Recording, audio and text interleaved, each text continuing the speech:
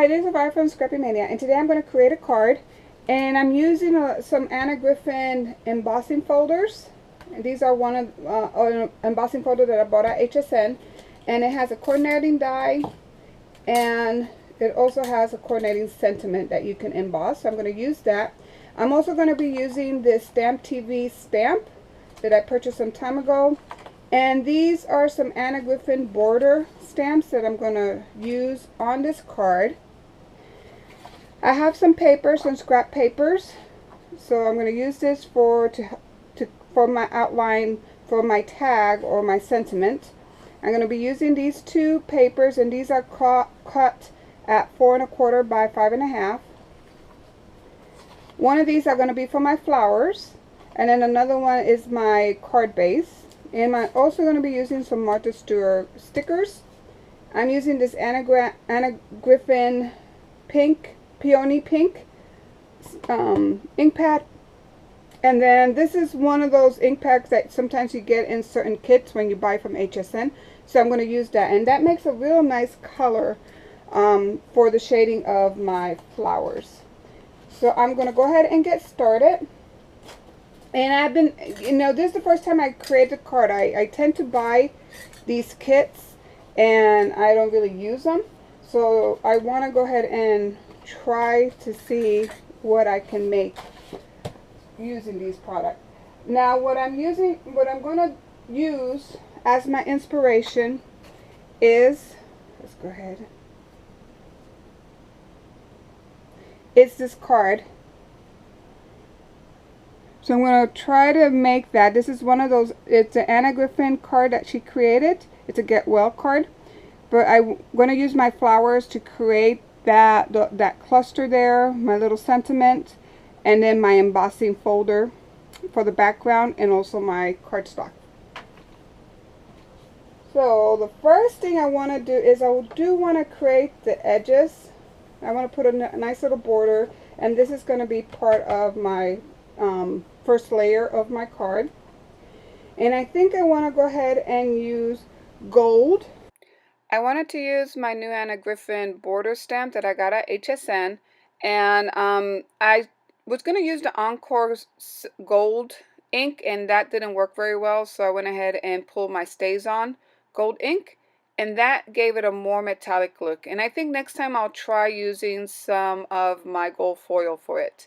So now I'm using my embossing folders and creating the sentiment for the center.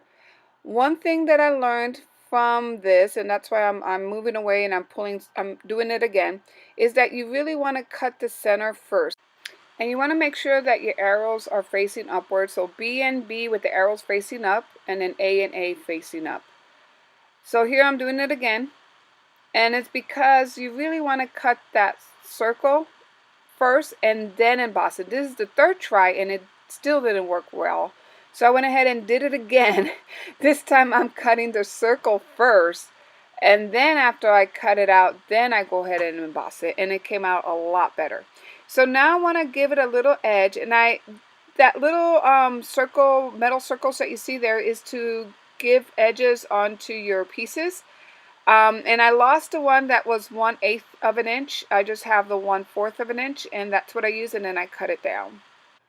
So I'm using the solid color first, and then you have two stamps that go the inner shadow and the outer shadow. So I'm using the inner shadow to put it with the darker pink, and then I'm using the outer border with black to kind of just give it a black outline on the whole flower itself. And I'm going to do the same thing to the leaf, and then I'm going to use my die cutter to cut the flowers out. And here I am using my die cutter, and I really love these stamps. And again, I got to kind of play with these also. A lot of these new the two-tone stamping, I guess they call them, kind of stamps, you kind of have to play with them and kind of learn how to use them so you can match them up exactly how they should be matched up. I really love Gina K's Stamp TV set for last month. I think it was worth the purchase. You get the dies, plus 2 stamps, plus 2 set of dies. to match his stamp, in addition to papers and other things. So I think that was a great purchase. So if you haven't seen her Stamp TV kit for last month, you may want to visit her blog or her shop and check it out. So here I also am going to be using the Anna Griffin filigree die for the background, and I'm just placing everything together. So I went over the You Are Someone Special with a brush marker and then with a Sharpie because it wasn't standing out enough for me. So that's why I wanted to make it darker. So here's my card. Let me know what you think about it. I really am not a card maker, but I'm trying to get a little better at making cards.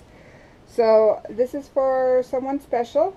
I'm going to go ahead and make the envelope, and hopefully she likes it. And I'm going to use some of these for my envelope, for the outside of the envelope. So I hope you like this video, and thank you for watching. Bye now.